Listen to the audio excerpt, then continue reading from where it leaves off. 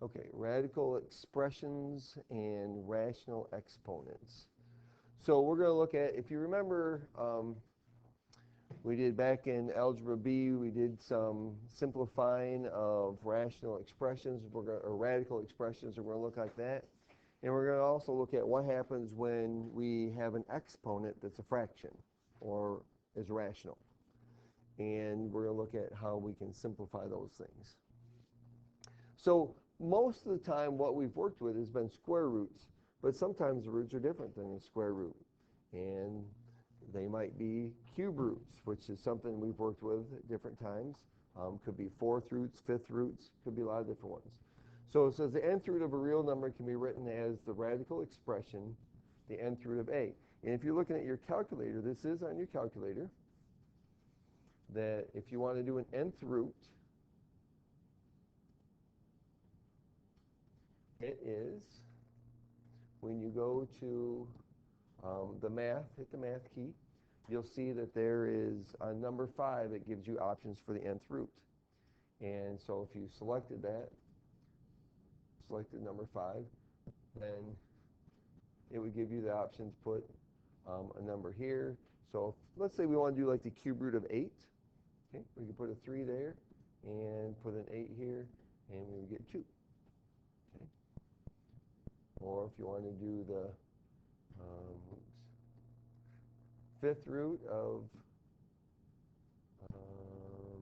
some number, let's see, let's go 729. Okay. All right, well, it's not a whole number, it's a decimal. So, okay. I was thinking, no wait, 243, there we go. Now, the one thing is you'll notice that the word answer popped up there.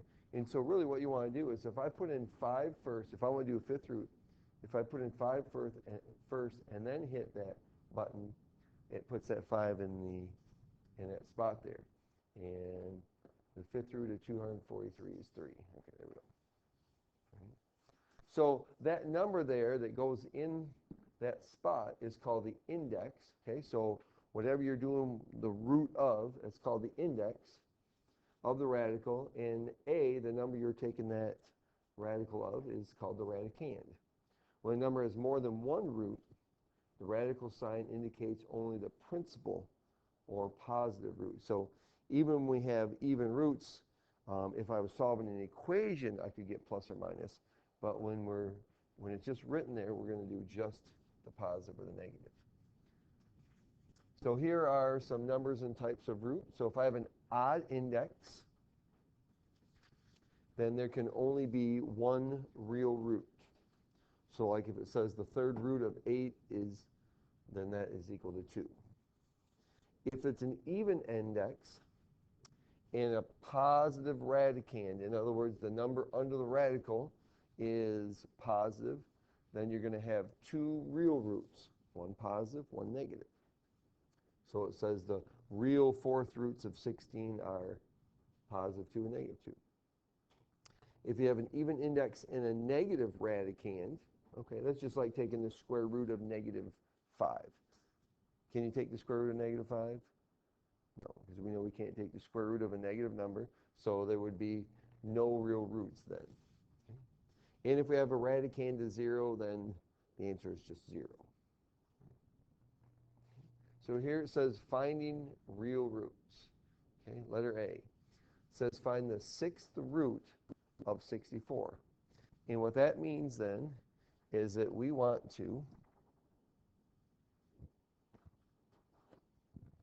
find this, the 6th root of 64. And so what that means then is, okay, so what number raised to the 6th power equals 64? So here's a situation where I could use that sign on a calculator. Okay, use that calculator key. So if we went to our calculator, we can do 6, and then math, number 5, and then 64. Right? And we would get 2. Now, the thing is that it says here that if it's an even index, okay, there's the 6 is an even index, and a positive radicand, then there's 2 real roots. So my answer then in this case is going to be plus or minus 2. Not just positive 2, but positive or negative 2, because there's going to be 2 responses that there can be.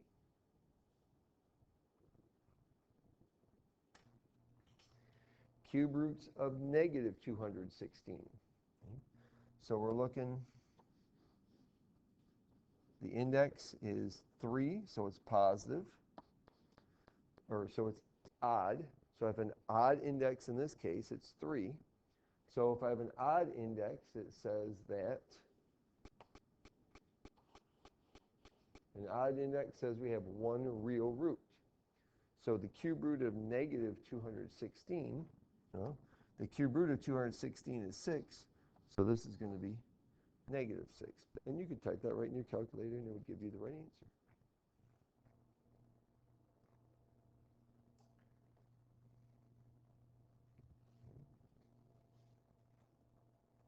And here it says the C, it says the 4th roots of negative 1024. So if we put in here 4th root, negative 1024. Now if I try to do that on my calculator, so I've got the 4th root, so I put in 4, math number 5, and negative 1024, it'll give me a non-real answer, because you can't take the even root of a negative number. So there is, so what does it say here? It says there is no real roots. So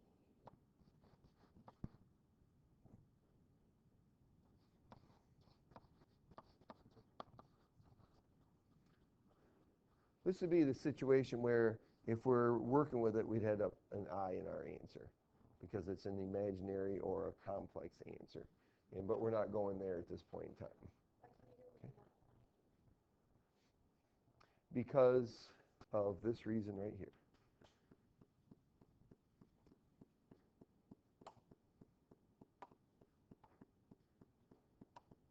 If I raise something to a power, to an even power, but let's say I add 5 to it, okay? Right. Oops, I guess I need to change my window. Okay. How many real roots does that have? It has 0, okay? It doesn't cross the x-axis, so since it doesn't cross the x-axis, there are no zeros there, okay? So there's no real roots. And if it was minus 5, then I have 2 real roots there, okay? So there are, with even degree functions, there are times when there are no roots, okay? But with any odd degree function, if I make this a 3, it always crosses the x-axis somewhere. And so there's always going to be one if it's odd, but when it's even, there could be where there's not.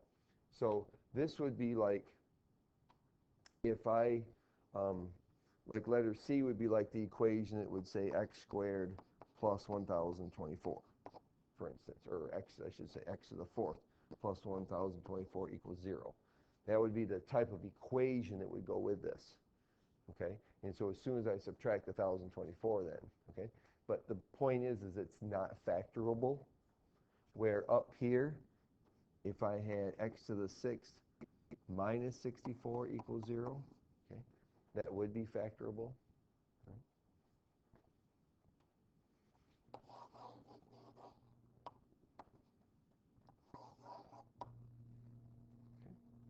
So you're using these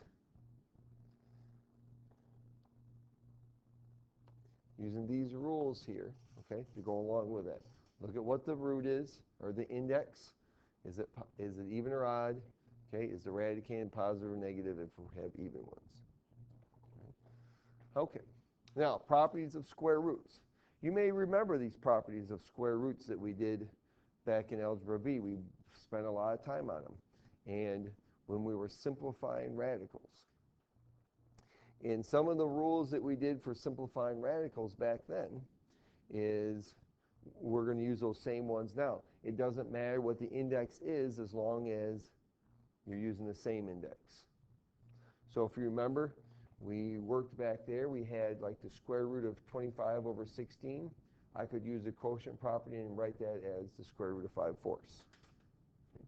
We had some back then. We had like the square root of 40, for instance. Okay.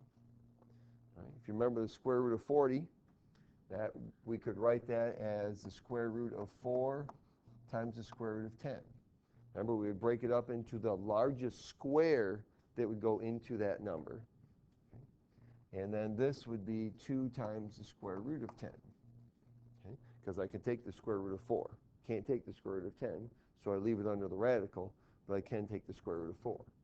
Right? Well, you can do that with other degrees also. And so one of the things you're going to want to do is you're actually going to want to make a list, a small list of cubes, things to the 4th power, things to the 5th power. It doesn't have to be long, okay? Just something so you have a few numbers to refer to. So for instance, you might want to make a table that has, so if we had 1, 2, 3, 4, 5, 6, and 7 ought to be plenty. And then do your cubes.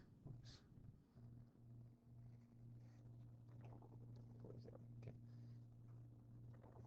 Then do cubes to the 4th power to the 5th power.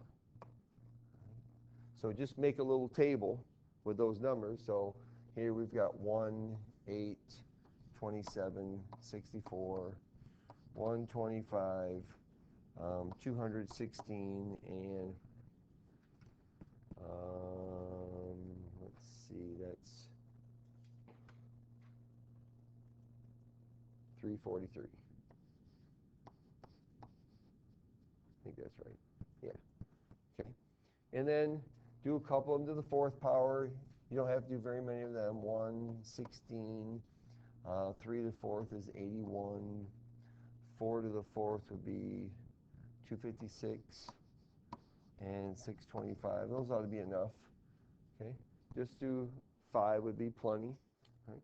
But have a list of them available to you that you can access them easily for simplifying the radicals. So then 132, 243, let's see, 4 to the 5th power. I'm not sure what that one is.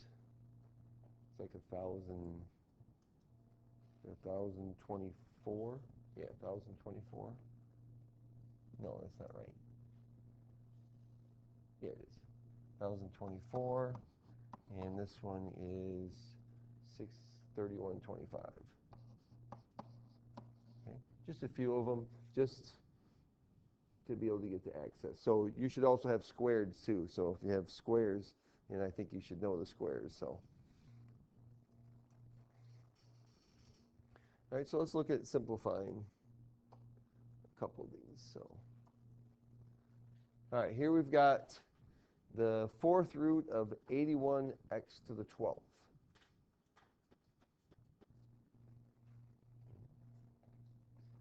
And we're going to go through just basic ones today, and actually I'm going to come back and do some more of these tomorrow. But so for this one then, okay, so you just made a chart, and I'm going to rewrite this then as the 4th root of 81 and the 4th root of x to the 12th.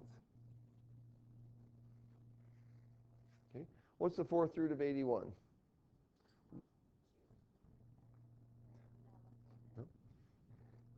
Is there a number raised to the 4th power that equals 81?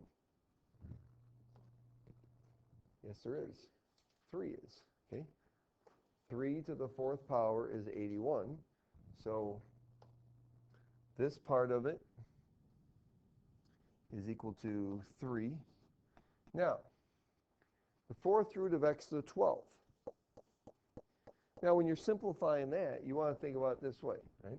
If I have the square root of x squared, what does that equal? That equals x. How about the cube root of x cubed?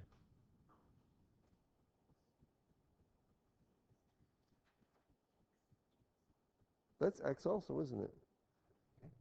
So if these two numbers are the same, okay, it just equals that, right? Okay. So if I had x to the 15th, or the 15th root of x to the 15th, that would still just be equal to x. Okay. Now there's two different numbers there though, right? 12 and 4. But I can take x to the 12th, and I can write it as x to the 4th times x to the 4th times x to the 4th. Okay? Which, if this gives me an x, and that one gives me an x, and that one gives me an x, then I have 3x cubed. Okay? That would be the answer. Because I could break this apart and say that it's the 4th root of x to the 4th, the 4th root of x to the 4th, and the 4th root of x to the 4th, using the product rule, which then I would end up with x times x times x, which is x cubed. Nope, because I used them all. Because since these are all the same, then they cancel each other out, and I'm just left with x, basically. Okay? But I'm going to show you fractional exponents. And when I show you the fractional exponent stuff, or the rational exponents, it'll actually make a little bit more sense. Okay? And I'm going to show you that. Okay, we're going to come back. We will, oops, back here. We will do some of the couple more difficult ones tomorrow. But I just want to give you the basic ones. You only have to do a couple of them today. All right. Okay. Rational exponents is when we write an exponent as a fraction. Right. It says the exponent 1 over n indicates the nth root. So if it said 16 to the 1/4 power, that would be the same as the 4th root of 16. And here's how it works, okay? And we'll look at the second one. The numerator for the exponent, okay, goes inside, under the radical, is parted with the radicand. The denominator for the exponent is the index. Okay? So if we went back to that problem we just did, said the 4th root of 81x to the 12th, okay, that would be the same as 81x to the 12th to the 1/4 power. Which means that I could take this and break it apart, and it could be 81 to the 1/4 power and x to the 12th power. Well, what's 12 divided by 4? There's your x cubed.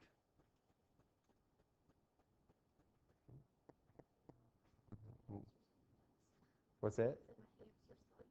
Your hands. The one going crazy in your head? It took Lauren a second there. Okay. All right, so they want us to write this expression in radical form. Okay. Okay. So there's two ways you can do this. Okay. So first of all, this means two things. It means the 5th root of -32 cubed. Okay. Or it means the 5th root of -32 cubed. Okay. You could write it either way. Okay.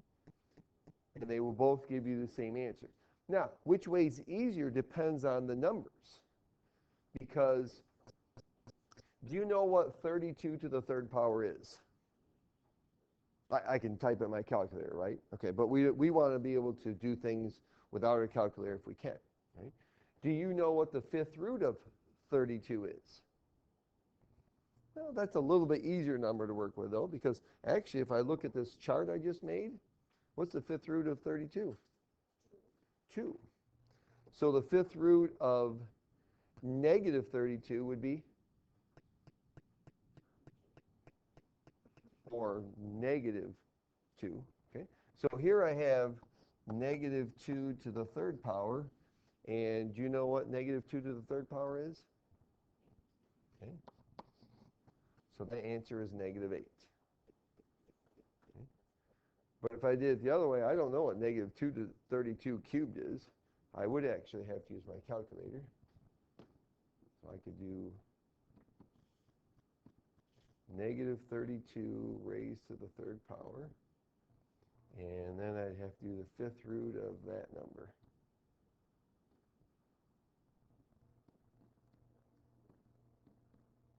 Which is still negative 8, but harder problem. So really, those kind of depend on what numbers show up to which one's going to be easier to do, which way it's going to be easier. This is definitely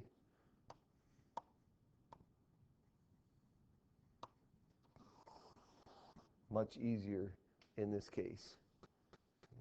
And some of them will be the other way. All right. Now, writing expressions as rational exponents. Like I said, all right, so we're going to write them that it's the nth root of x to the m power is the same as x to the m over n. Okay? The denominator for that exponent is always the index. Okay? So if they ask me to write this expression using rational exponents, here I have 13. The numerator is 4. The denominator is 8. Okay? Whatever the index is, the number that's in that little space there is always the denominator. So this is 13 to the 1/2 power. Okay? Okay.